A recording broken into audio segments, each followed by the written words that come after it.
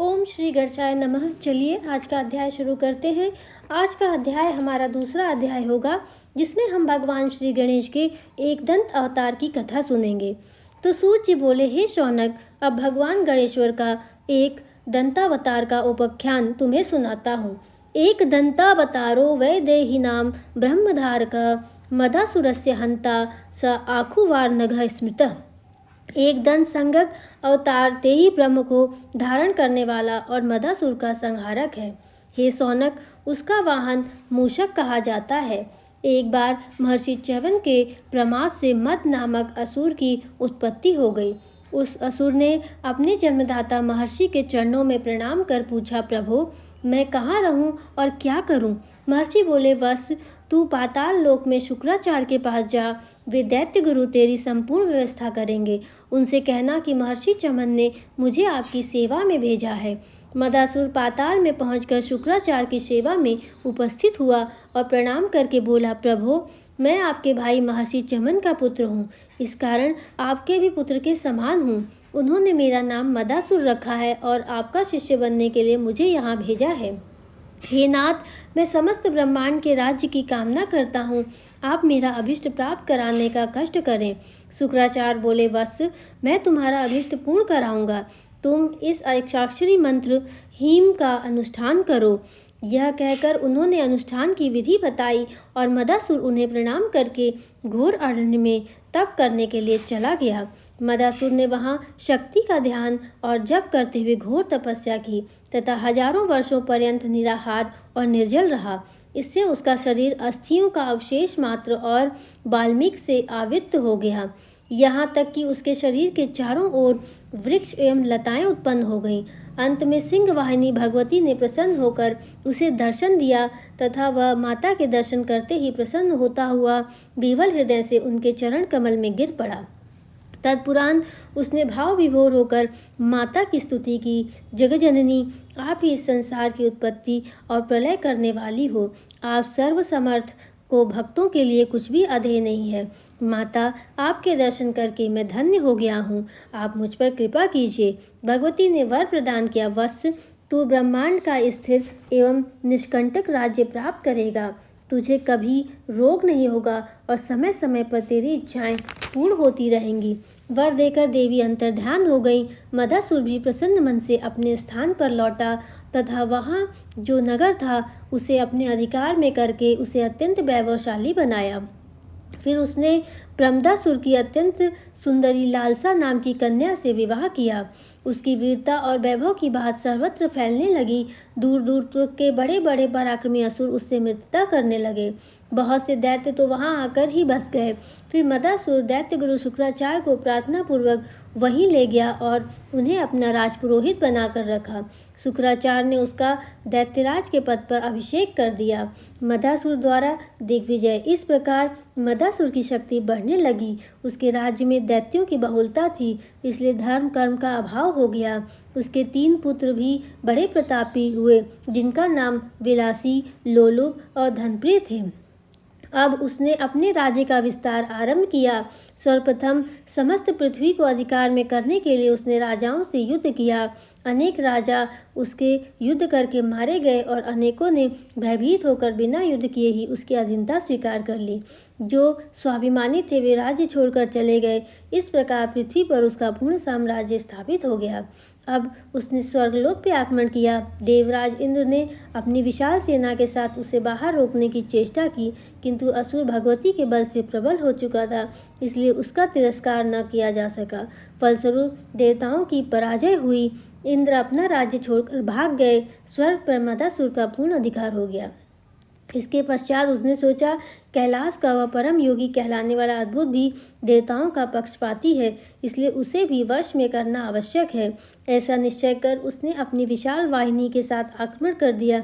शिवगण उसका सामना करने में विफल रहे। शूलपाणी त्रिलोचन का वश न चला तो वे भी भाग खड़े हुए। अतएव कैलाश को भी मदासुर ने शीघ्र ही अपने अधिकार में कर लिया। इस प्रकार तीनों लोक उसके अधीन हो गए। यह विशिष्ट दिव्य लोक में भी उसके शासन अधिकार में आ गए। अब समूचे ब्रह्मांड पर मदासुर का शासन हो गया। सर्वत्र अत्याचार अनाचार का बोलबाला था। धरती पर स्वाहा स्वधा वषटकार आदि का लोप हो गया। ईश्वर पूजा निषिद्ध कर दी गई। वेदोक्त धर्म का कहीं पता नहीं था। केवल मदासुर द्वारा निर्मित धर्म ही वैध एवं मान्य थे। उनसे भिन्न धर्म का पालन करने वालों को अधिकतम दंड दिया जाता था। उसके उत्पीड़न से घर त्याग कर भागे हुए देवगण वन पर्वतों को मारे मारे फिर रहे थे। उन्हें इस विपत्ति से बचने का कोई उपाय समझ में नहीं आ रहा था। एक दिन वे महर्षि सनत कुमार के पास पहुँचे और प्रणाम कर निवेदन किया, प्रभो, मदासुर के अत्याचारों से संसार त्रस्त हो रहा है। उसने स्वर्ग पर भी अधिकार कर लिया है। हम सब उसके भय से वन पर्वतों में छिपे छिपे फिर रहे हैं। हे मुनिनाथ, हम पर दया करके वह उपाय बताइए जिससे राक्षसों का संहार हो सके। सनत कुमार बोले, देवताओं, यदि तुम भगवान एकदंत की उपासना करके उन्हें प्रसन्न कर लो तो निश्चय ही तुम्हारा मनोरथ पूर्ण हो सकता है। वे भगवान परम दयालु और सर्वशक्तिमान हैं। देवताओं ने निवेदन किया, प्रभो, उन भगवान की प्रसन्नता का साधन क्या है? उनके रूप मंत्र ध्यान आदि के विषय में हमें पूर्ण रूप से बताने की कृपा कीजिए। महर्षि ने कहा, देवगण, भगवान एकदंत के परात्पर ब्रह्म गणेश्वर ही हैं, जो समस्त संसार के सर्ग, पालन और लय के एकमात्र कारण हैं। उनका एकाक्षरी मंत्र ग है, जिसका जप करना चाहिए। उनका एक दंत नाम दो विशेषताओं से युक्त है, क्योंकि वह एक और दंत दो पदों से बना है। एक शब्द माया सूचक है, वह माया देह रूपणी और विलासवती है, तथा दंत शब्द सत्ता स्वरूप होने से परमात्मा का सूचक है। वस्तुतः गणेश जी माया के धारक और स्वयं सत्ता मात्र से स्थित रहते हैं। इसलिए वेदवादी विद्वज्जन उन परमात्मा स्वरूप को एकदंत कहते हैं। देवताओं, उन परात्पर ब्रह्म का एकदंत नाम का अर्थ हुआ। अब उसके ध्यान का प्रकार सुनो।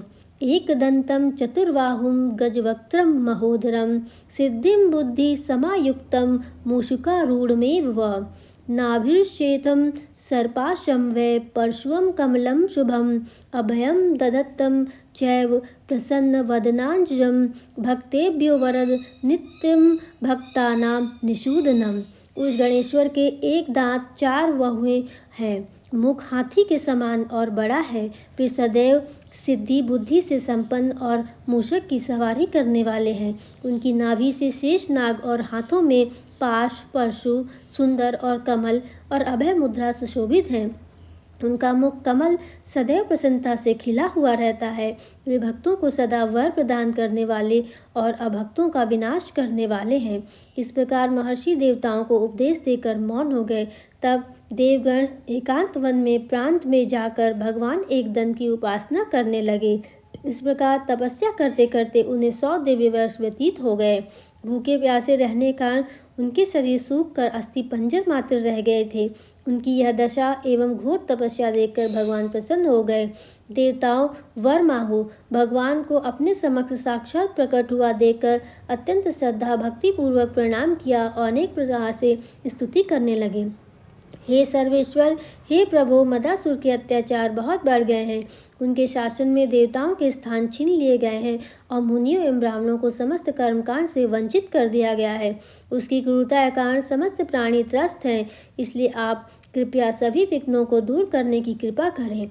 एक दंत ने वर प्रदान किया, देवताओं, तुम जो कहते हो वही होगा। अब तुम निश्चिंत हो जाओ।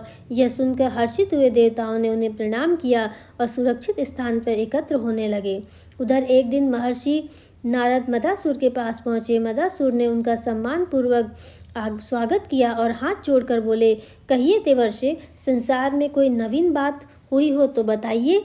नारद जी ने कहा, राजन, कोई विशेष बात तो नहीं है, केवल इतना ही है कि देवताओं और ब्राह्मणों ने कठोर तपस्या करके भगवान एकदंत को प्रसन्न कर लिया है, जिसके फलस्वरूप उन्हें तुम पर विजय प्राप्त करने का वर मिल गया है। इसलिए प्रबल हुए वे देवता तुम्हारा वध करने के लिए तत्पर हो रहे हैं। मदासुर तिलमिला उठा। उसने नारद जी से पूछा, मुनिवर, यह एकदंत कौन है, कहाँ रहता है, उसका क्या स्वरूप है? यह सब बातें मुझसे स्पष्ट रूप में बताएं। ऋषि बोले, दैत्यराज, वे अत्यंत बलवान देवता हैं। उनका निवास त्रैलोक्य में सर्वत्र है। वे चाहे जब चाहे जहाँ चाहे प्रकट हो सकते हैं। उनके एक दांत, हाथी जैसा मुख एवं 4 भुजाएं हैं तथा वे मूषक पर सवार रहते हैं। तो हमारी आज की कथा यहीं पे समाप्त होती है और मैं आशा करती हूँ आपको आज की कथा अच्छी लगी होगी। अगर आपको आज की कथा अच्छी लगी तो हमारे चैनल को लाइक करें, शेयर करें, सब्सक्राइब करें और कमेंट बॉक्स में जो बताएं कि आगे आप और कौन सी कथा सुनना चाहते हैं। तब तक के लिए आप सभी का फिर से बहुत बहुत धन्यवाद।